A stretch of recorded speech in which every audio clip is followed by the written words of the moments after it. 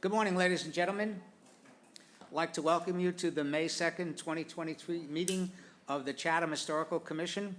I'm Frank Messina, and we have a few notes before we begin. Please note this meeting is being recorded and will be available shortly hereafter for scheduled and on-demand viewing on any smartphone or tablet device. If anyone else is recording the meeting, please notify the chairman. I don't see anybody here on the web? No, thank you. Pursuant to Governor Healey's March 29, 2023 signing of the Acts of 2023 extending certain COVID-19 measures adopted during the state of emergency, suspending certain provisions of the open meeting law, General Law 30A-20, until March 31st, 2025, this meeting of the Chatham Historical Commission is being conducted in person and via remote participation. Every effort will be made to ensure the public can adequately address the proceedings as provided for in the order. Reminder that persons who would like to listen to this meeting while in progress may do so by calling the phone number 1-508-945-4410, conference ID 746-934-779 #, or by joining the meeting online on Microsoft Teams, via Microsoft Teams, through the link in the posted agenda. While this is a live broadcast and simulcast on Channel 18, despite our best efforts, we will not be able to provide for real-time access. We may not be able to provide for real-time access. We will post a record of this meeting on the town's website as soon as possible. Okay, thank you very much. The first item we have to do is a roll call. We have two members who are participating remotely, and Stephanie just joined us. Hi, Steph. Okay, we're going to begin now. Mr. Lear? Present. Steve Burlingame? Here. Ben Smolak-Zinski? Here. Very good. Stephanie Hamilton? Here. Jane Moffitt? Here. Don Aikman? Sandy Porter? Here. And Janet Tennyson. Yes, here. Okay, Don is not here, and the chair is here. So, Did he get you? Sandy, you'll be acting in Don's stead as alternate. Sandy is an alternate along with Janet Tennyson. And when one of the members is not present, the regular members, the alternate will participate and voting. Other than that, the alternate can participate in the meeting. Okay, we have the minutes of April 18, 2023. These were in your package. Does anybody have any comments, corrections, or additions, deletions? Frank? Is Jane? I do. Jane, go ahead. Okay. On page Can you speak into your microphone and speak up, Jane? Can you hear me now? Yeah, just try and speak up and into your microphone. Okay. Thank you. Under Mr. Burlingame joined the meeting, there's a sentence that says, a motion was made by Mr. Messina and seconded by the building. You need to have a person's name there. You got that? Okay, Christina has it. Okay. Thank you. One more correction. The third paragraph down in the same subject, after Mr. Burlingame joined the meeting, the last sentence says the front. It just ends. Nothing's there. You get that? The front. Okay, we got it. Thank you, Jane. Okay. Any other changes, additions, deletions? The motion to accept the minutes is corrected? Please. I moved. Sandy? Oh, got to speak up. Sandy. Thank you very much, Sandy. Speak into the microphone. Okay. Thank you. Speak up. And a second, please? Second. A second. Second by Stephanie. All right. Okay, well, quick roll call on the minutes. Mr. Lear? Yes. Steve? Yes. Ben? Abstain. Thank you. Stephanie? Yes. Jane? Yes. Sandy? You were absent, so you abstain? Abstain. And Janet? Yes. And the chair votes yes. Thank you very much. Okay. We have 2 applications and 2 hearings and a number of old business items we have to discuss and, in one case, vote on one issue. And one, I don't think we have any administrative review applications. Okay, so again, we have 2 applications, so we'll get right into it. The first hearing is 23017, to be heard in accordance with Chapter 158.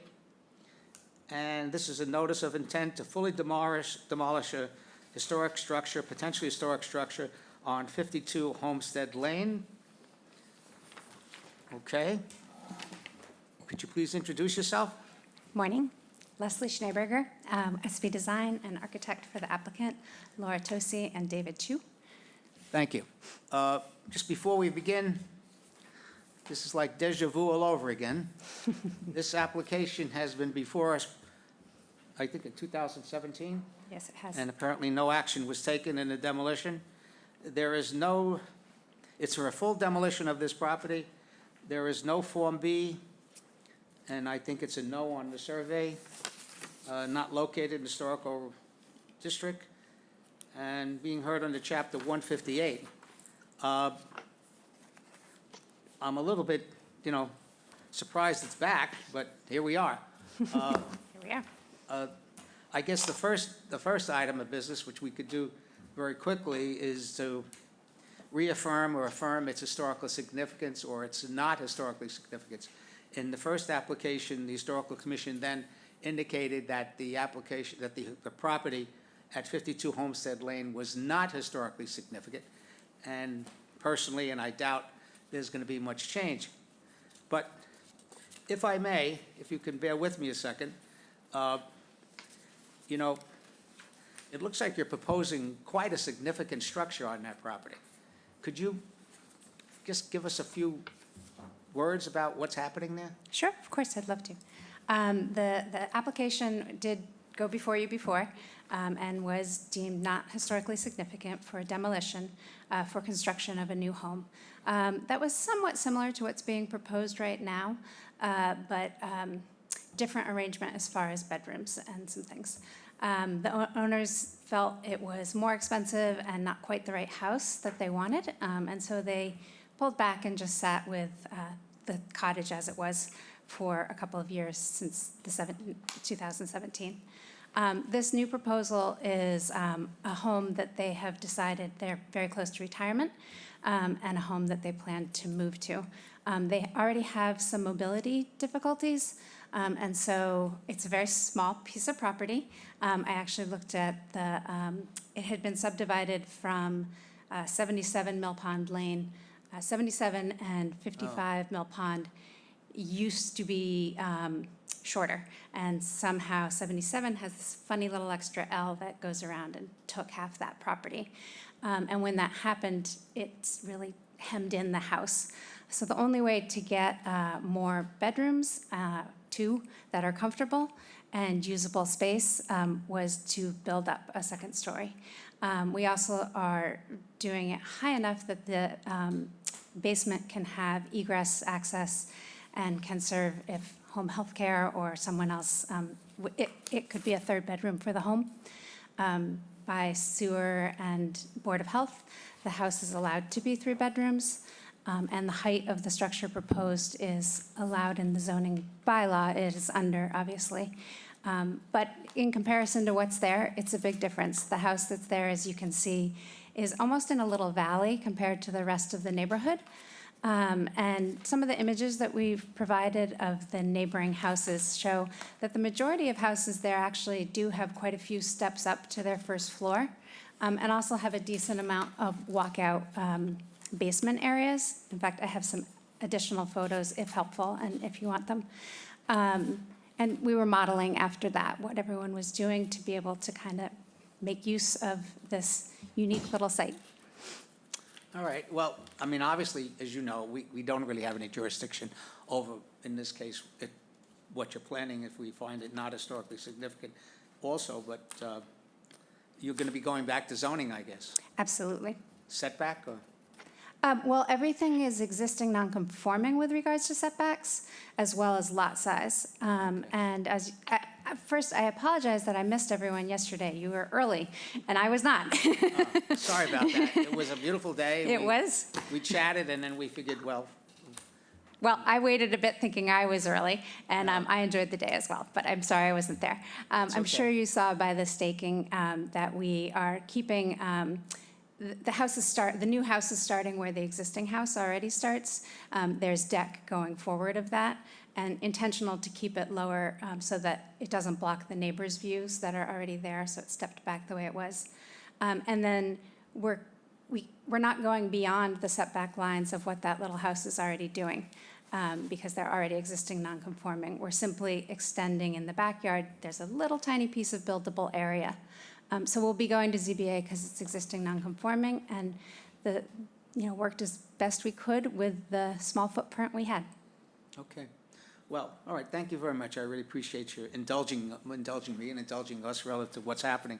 It's a cute little cottage, but relative to historical significance, I know how I feel. I think we made a decision in 2017. I don't think there's much different personally, but we'll go around the room as it relates to historical significance.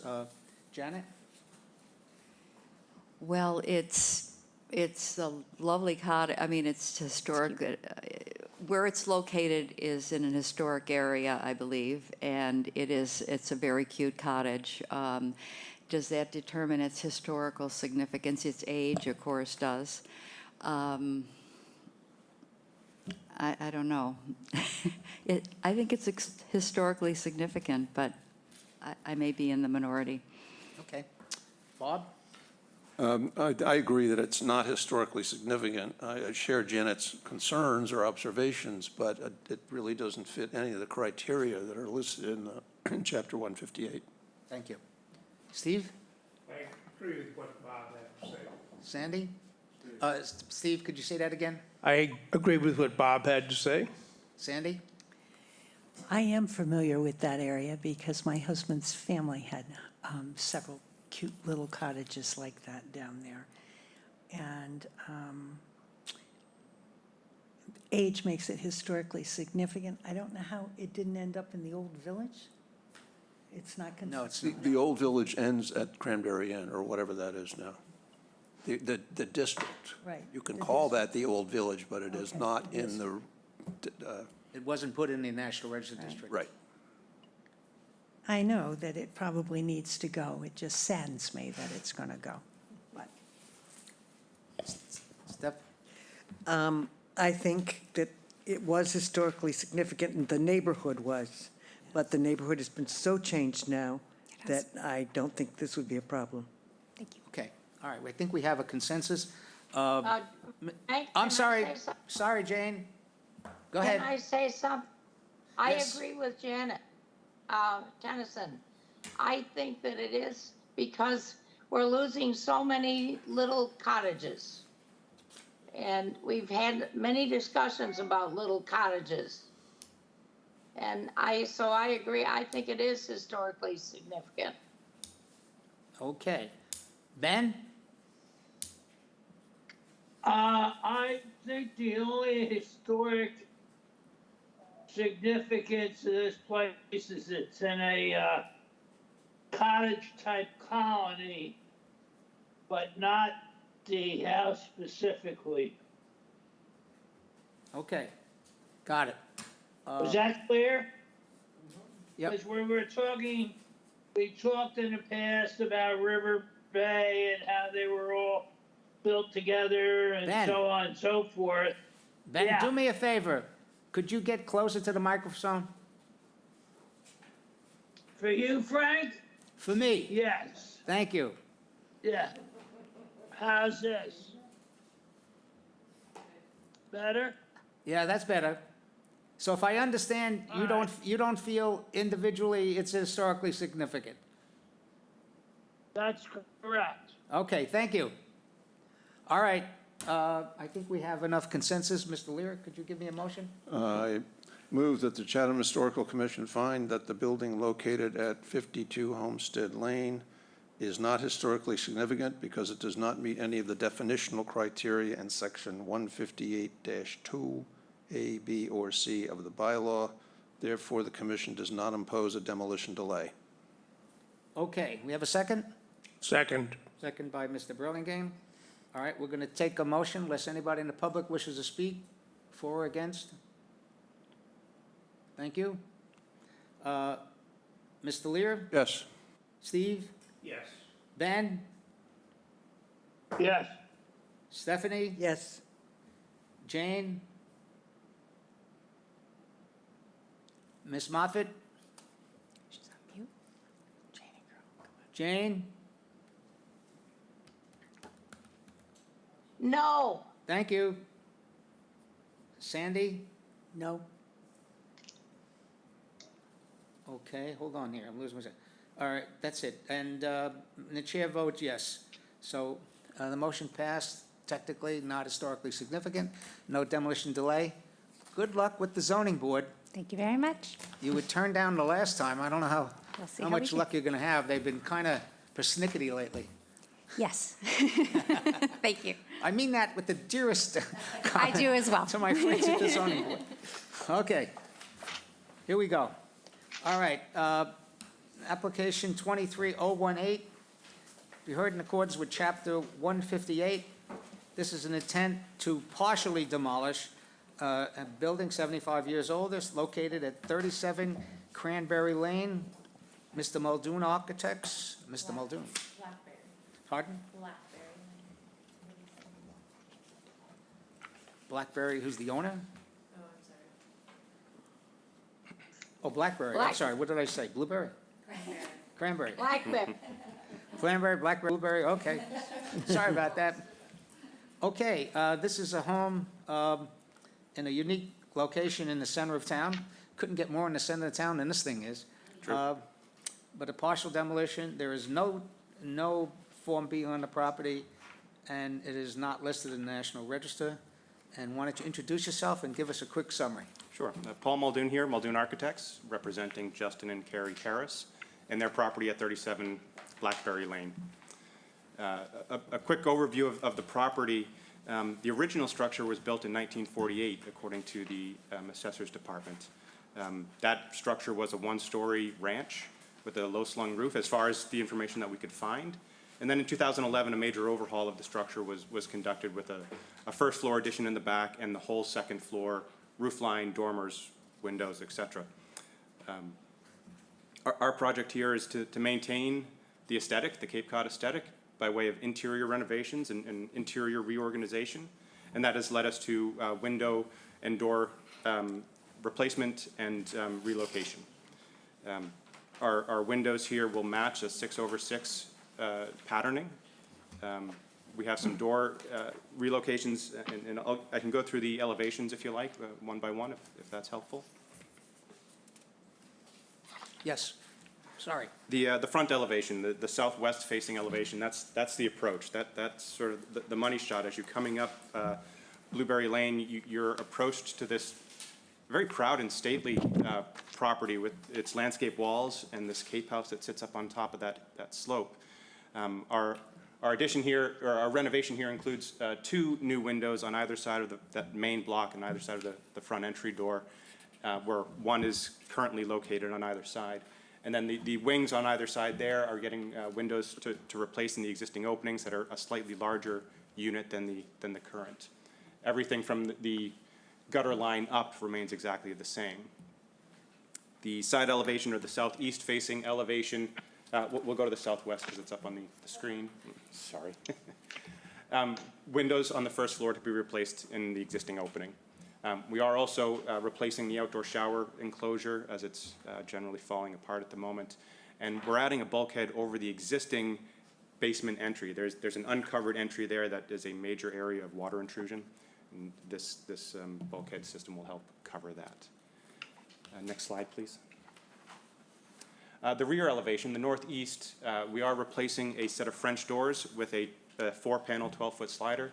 This is almost impossible to see from any public way. You know, there is a golf course behind the property, and it is very wooded between the golf course and this area. The new windows, the 3 windows on the right, are replacing 2 current units that are there now. That'll be the new sink location in the kitchen. And on the left, the first floor windows, the 2 there are replacing windows in the current location. The southeast facing elevation that faces the neighbors directly to the right, we do have 2 windows and a singular door in the existing condition. We're relocating the door and pushing it further towards the front of the house, filling in 1 window and replacing 1 other, and then adding a window on the second floor in the gable end. As I mentioned, all the windows will be white 6/6 for double hungs, white trim wrapping them to match the existing. Any shingle siding repair will be white cedar shingle to match existing, and that generally outlines the project. You know, we deal with streetscape and oceanscape. I think we're going to add a golfscape, what the golfers say. Anyway, Does it include protections from bad golfers like myself? exactly. I don't think I've ever shanked one on that property, but I came pretty close. But, okay, I mean, I have to note, you know, obviously the changes and the removal of materials is pretty limited. But the first question really, and I appreciate your approach to the property.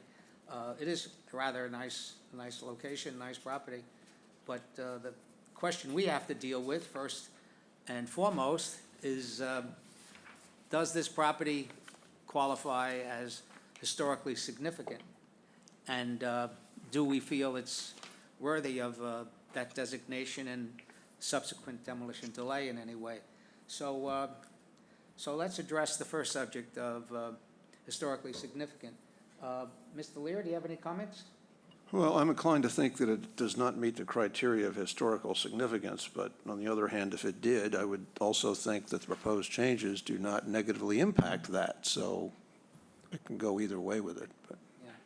actually, I think the proposed changes make it look a little bit better. The windows, to my mind, were kind of strange, I think, and now they more fit the scale of the house. Yeah, I agree. Thank you. Janet? I agree. After visiting the site and hearing the presentation yesterday, I think that the changes will be an improvement. It is historic because of its age, but it's undergone a major change in 2011, so I think it'll actually look a lot better. And the neighbor didn't seem to have any problem. He thought it was fine when he came over and joined the meeting. So I would approve if I were voting. Thank you. Thank you. Steve? I think particularly considering the fact that it is barely 75 years old, if it is. Sometime this year, apparently, it will be 75 years old, but I don't know if it's quite there yet. In any event, 75 or not, I don't believe the house is historically significant. The property upon which it's built has an interesting history because it was part of the Mayo farm, the Mayo house on Main Street. Oh, really? I didn't. That was part of the Mayo property, and they split off the back and built those half dozen houses. But Josiah Mayo and his wife Josiah, I suspect, have no opposition to this at all. Okay. Sandy? I don't see it as being historically significant. Would you speak up into the microphone? Thank you. Thank you. I don't see it as being historically significant. It's a very nice presentation. Thank you. Thank you. Steph? I have no qualms with it. It depends what month it was built. True. Thank you. Jane? Jane? I agree. Okay. Can you hear me? Yes, I can. I agree with what Bob said. I don't think it's historically significant. Are you saying you do believe it's historically significant? No, I No. don't. Got it. No. Thank you, Jane. Ben? I agree with Jane. Thank you very much. All right, I think we've got consensus here. So in terms of historical system, and I agree, as much as a charming house and a nice location, I don't believe it meets our criteria at all in terms of historical significance. Mr. Lear? Yes, I move that Chatham Historical Commission finds that the building located at 37 Blackberry Lane is not historically significant because it does not meet any of the definitional criteria in Section 158-2, A, B, or C of the bylaw. Therefore, the commission does not impose a demolition delay. I'll second. Who's that? Thank you very much. Appreciate that, Stephanie. Any other comments, questions, members of the public? Okay, Mr. Lear, Yes. Steve, Yes. Ben, Yes. Steph, Yes, Jane, Yes, Sandy, Yes. and the chair votes yes. Thank you very much. Appreciate your, Appreciate your time. your approach to the property. Very nice. Cheers. Thank you. Thank you. All right, moving right along. Oh, boy, if I get this done in 3 minutes, we set a record. But that's not going to happen. All right, we have a couple of quick things. I move we adjourn. Second. Motion's out of order. Next. We have no new business in terms of administrative review. We are going to take a vote under old business on the administrative review application and determination. Does everybody have a copy, or they had a copy? They have a copy. Okay, so take a quick look at it. We're going to vote on it in a couple of minutes. Okay, I'm very pleased to report, on old business, I know I've been a broken record on these things, but we're really moving out on the townwide archaeological survey. We had a kickoff meeting, I think I mentioned last time, and with Holly Herbster of PAL. She's began her work. She's actually interfaced with the Nickerson Family Association on that particular property, and so that effort is moving along quite nicely. The item 2 on our old business is the William and Ann Nickerson Homestead. In terms of its National Register eligibility, I think the key thing here is upon the completion of the PAL's archaeological survey and the necessary Form Ds, we then hope to proceed with an application for eligibility of the National Register of the Nickerson family, Nickerson Homestead up in North Chatham. Mr. Burlingame, you'll be happy to know that we finally did get a statement of work in detail. I think I shared it with you. If not, I'll say, thank you very much. Of the updating the Form Es and basically the Form Es relate to the cemeteries in town. And I think we got a very reasonable estimate, but it's up to Ryan Christenberry, the town's principal planner, who's taking the leadership in terms of the contracting process. So I'm hoping we can get him under contract very shortly to do the Form Es.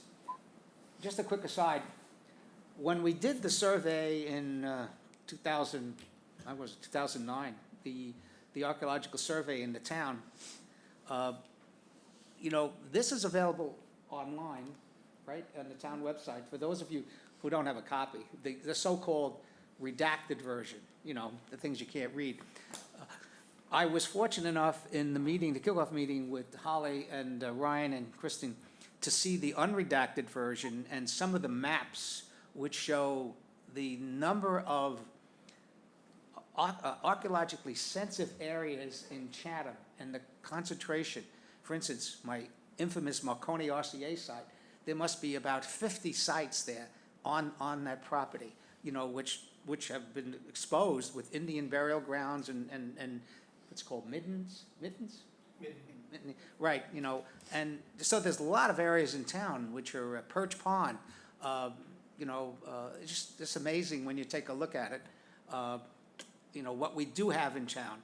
And I hopefully when we update this report with Holly, we did not include the cemeteries in the previous version because we ran out of money, okay? But now that we're doing the cemeteries independently, Holly will incorporate that as an appendix to the archaeological survey.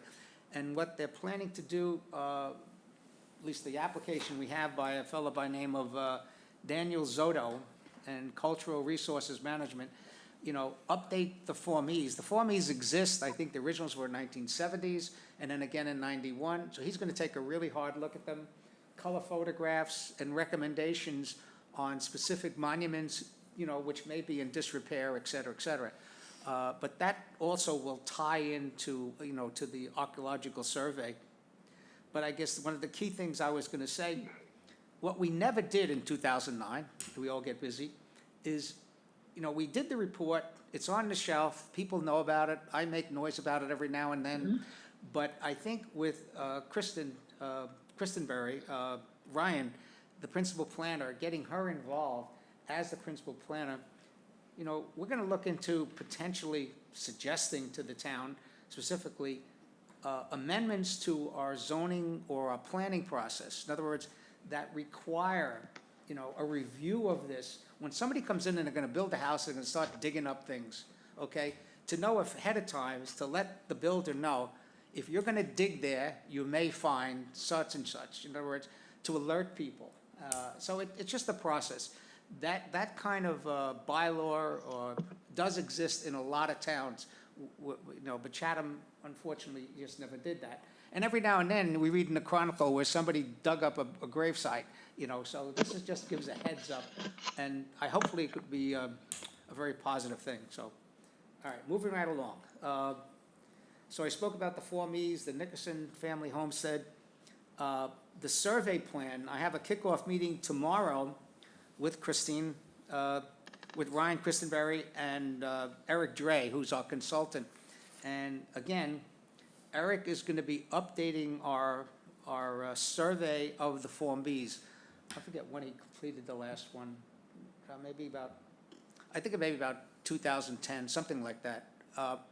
But I think what we found a couple of times when we're doing our analysis, some of the things slip by. I can use the example of 127 Stage Harbor Road. There was a lot of history in that site, but we didn't know about, because there was no Form B for that. There was a Form A for an area form, but not a Form B. So anyway, that's a good example. The other thing, and I think was alluded to today, was the cottage communities. We have some phenomenally beautiful cottage communities in town. And Janet and I both did an administrative review on a cottage community near White Pond, and it's just absolutely gorgeous. We have very little documentation of these cottage communities. I'm not saying everyone goes on the National Register. I'm not saying that they never get developed, but at least let's have some history of what they are and how they could be protected if we decide they should be protected. So that's one of the things that Eric's going to spend some time on, is the area forms, for the cottage communities. In addition to looking at some of our Form Bs, he did not do all of the new Form Bs. Some of them were done in, I think, 1980s by another contractor who actually, quite honestly, I was on the commission at the time. He was using his graduate students, and they're okay, but they could be done better in some cases. So we'll take a look at that. So anyway, thank you to Town of Chatham for finally giving us the money to do this work. Last but not least, close to least, is I haven't heard anything yet on the Monomoy Theater legal suit. So it's pending. We'll see what happens. Haven't heard anything. Have you, Christine? No? Okay. The review of the Chatham Historical Commission application process. We've basically completed the application revisions, except I need to have a conversation with Christina and with the Cape Cod Commission, Sarah Korjeff, on the so-called definition of gross floor area. We have a number of contractors sit here and not know what the heck to do, and we want to try and make those procedures a little bit clearer, so we don't get confusion on that. That 25% refers to a building, a single-family building, residence in the National Register District. If it's less than 25% gross floor area, we can only hear it under Chapter 158 and not under the National Register District, Cape Cod Commission. Okay. Last but not least, let's take a motion. You have before you the updated application for administrative approval and its determination. Christina did a great job in defining the application process, the application itself, and more importantly, where I was coming from is to formalize the actual approval of a administrative approval. So I'd like to ask, if there's no other questions on it, that I get a motion to approve the application and determination? I have a question. I do. Yes, sir. On the first page of the application, at the very last bullet, I don't think it's appropriate to say this document gives permission for members of the commission to come onto the property to perform their review. I don't think it's I think it's the applicant gives permission as opposed to the document giving permission. Or saying, by submitting this application, the owner gives permission, something of that. Oh, so we should change the word, not the document. By submitting this application, the owner gives permission. Do we all agree on that wording? Yes, I agree with Steve. Okay, we got the two attorneys agreeing. Wow, wow. Okay. Must be the right thing to do. So Christina will make that change. Yes, I'm sorry, Steph. I don't know if there's anything that can be done about this, but the writing is so small on the second page. Which one, on the On the, determination? yeah, it's the print is very small. I mean, it might not matter to a lot of people, but She can bump that up. great. Okay. It's an eye test, I agree with you. Okay, with those two changes, can I get approval? I move approval. Thank you very much. Need a second? Second, Second by Mr. Burlingame. Thank you very much. No other comments? Mr. Lear? Yes. Steve? yes. Ben? Ben, did we lose you? I think we lost Ben. Stephanie? Yes, Jane? Yes, Thank you. Sandy? Yes. Janet? Yes. And the chair votes yes. That, Janet, I stuck you in there to vote for Mr. Ben Solozinski, who is absent. Okay, all right, you good? Thank you very much. We have, okay, I think that's it. We don't have any, I've spoken enough. The chairman has nothing else to say. One other thing I would comment, and this is to my Stephanie, when I meet with Ryan tomorrow, I'll mention, when the dust clears with if we could get busy with the demolition by neglect. Okay? I think that's it. Anybody have anything else they want to add? Motion for adjournment? go ahead, Steve. It's your line, Again? Steve. I refer to my previous motion to adjourn and urge its adoption. All right, we have a second? That was a second by Steph? I think it was Steph, Sandy. Okay, Mr. Lear, Yes. Mr. Burlingame, Yes. Ben, absent, Steph, Yes. Jane, yes. Sandy, Yes. Janet, and the chair votes yes. Yes. Thank you very much, guys. Appreciate it. Thank you, ladies and gentlemen.